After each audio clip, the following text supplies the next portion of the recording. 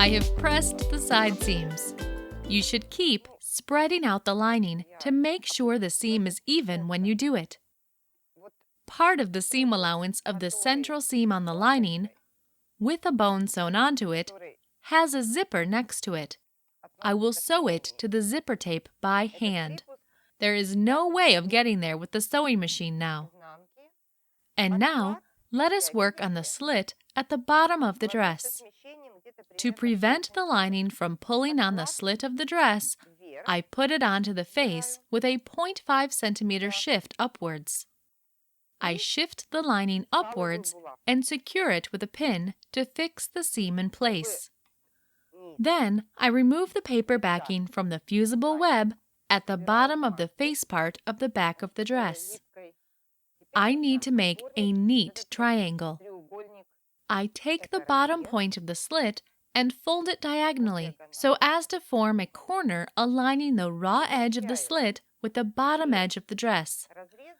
The bottom edge of the dress is serged and has a fusible web on it. The seam allowances coincide: 2 centimeters for turning the hem and 2 centimeters for finishing the slit. I will need to stitch from the intersection of the bottom fold line and the seam allowance to the bottom edge at a 45-degree angle. I place a pin to mark the direction of the stitch, and I make a row of strengthening stitches. The result is a neat corner, which you can see here. I trim the corner, and I turn it out. You can see the turned hem of the bottom edge left of the corner and the turn edge of the slit right of it. I could serge the edges of the slit, but I won't do it because they will be finished with the lining. I take the serged bottom edge of the lining. I fold it and place it at the point where the corner stops, and I secure it with a pin. Then I turn out the slit and carefully pin together the seam allowances of the face and the lining. The seam allowances settle together neatly with no creases or tucks, because I shifted the lining 0.5 centimeters upwards in the area of the slit and trimmed the bottom edge correspondingly. Now I need to find the end point of the central seam of the back on the face of the dress. I will secure the slit with a row of strengthening stitches made along this side until this very point. I make a row of strengthening stitches. I start from the triangle at the bottom. I stitch without bar tacks. I will study it from the other side and see if I'm happy with the result. I need to get right into the end point of the central seam of the back. Now I can finish the stitch from whichever side is more convenient because I made no bar tack at the beginning. The lining and the corner look very neat. It is best to sew a clean finished seam so it's easier to press the slit. The clean finished seam is made over the lining. The hem looks like this when the corner is finished. I need to press and fuse the hem in place now. If you don't like the idea of leaving the lining like this, you can secure it with fusible web the same way as the hem of the face. The same procedures need to be done from the other side of the slit. First of all, I pin the hem and the slit together at a 45-degree angle. Then I stitch a triangle, trim it, and turn it out. And I make a seam with a clean finish along the other side of the slit. This is how you finish the slit and the hem of the dress. All I need to do now is press the garment.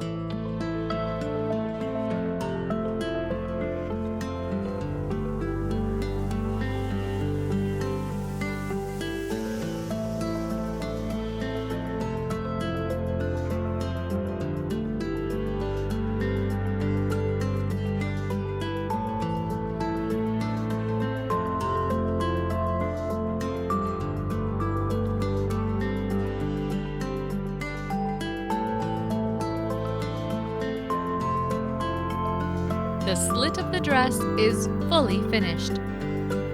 I have sewn the lining to the zipper tape, and I have sewn the shoulder strap in its place at the front. Next, I press the garment from the inside and from the face.